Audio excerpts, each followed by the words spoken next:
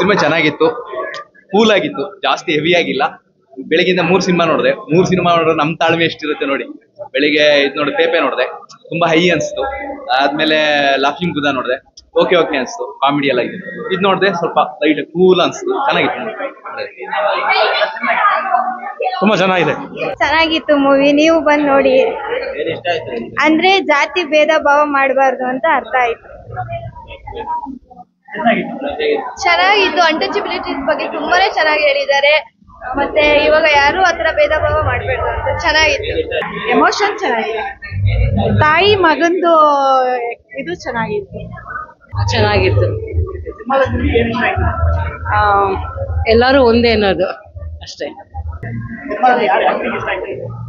Hero acting ಇಷ್ಟ ಅವರು child artist ಇದನ್ನೆಲ್ಲ ಒಂದು ಚೆನ್ನಾಗಿದೆ.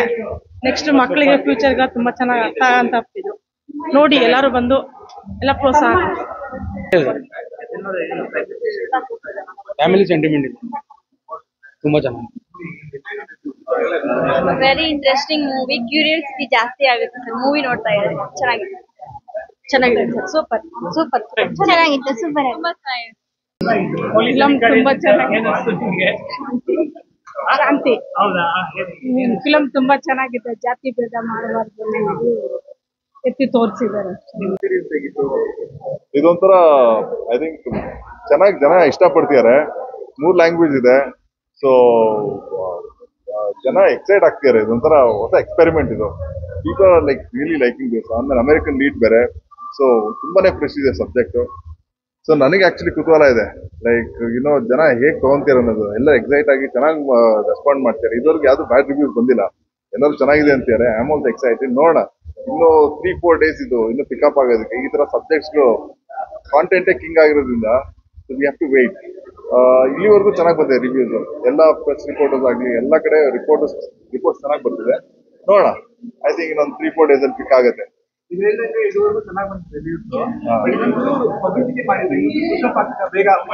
ಡೆಫಿನೆಟ್ ಆಗಿ ಪಬ್ಲಿಸಿಟಿ ನಮಗೆ ಸ್ವಲ್ಪ ಕಮ್ಮಿ ಆಗಿದೆ. ಬಿಕಾಸ್ ದೊಡ್ಡ ಸಿನಿಮಾಗಳಿತ್ತು, ಪೆಪ್ಪೆ ಅಂಡ್ ಲಾಫಿಂಗ್ ಬುದ್ಧ, ಅವ್ರ ಮಾರ್ಕೆಟಿಂಗ್ ಮುಂದೆ ನಮ್ದು ಆಕ್ಚುಲಿ ರೀಚ್ ಆಗೋದು ಕಷ್ಟ ಆಗಿದೆ. ನೋಡೋಣ, ಐ ಥಿಂಕ್ ಇವಾಗ word of mouth is very important. Word of mouth actually biggest marketing. ಅದು ಚೆನ್ನಾಗಿದೆ ಅಂತಂದ್ರೆ ಬೇಗ ರೀಚ್ ಆಗೋದು ಇವತ್ತಿನ ಕಾಲದಲ್ಲಿ.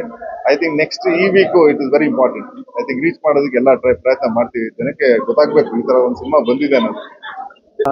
ಇಂಡಿಯಾದ ಬಗ್ಗೆ, ನಮ್ಮ ಕರ್ನಾಟಕದ ಬಗ್ಗೆ, ಡಿಫ್ರೆಂಟ್ ಜಾಗದ ಬಗ್ಗೆ, ದ ಕ್ಯಾರೆಕ್ಟರ್ ಆಫ್ ಇಂಡಿಯಾ, ಜನರು ಮತ್ತೆ ಭಾವನೆಗಳು ಎಲ್ಲ ಮೂವಿಯಿಂದ ಇದನ್ನ ತೋರಿಸ್ತದೆ ಜನರನ್ನ.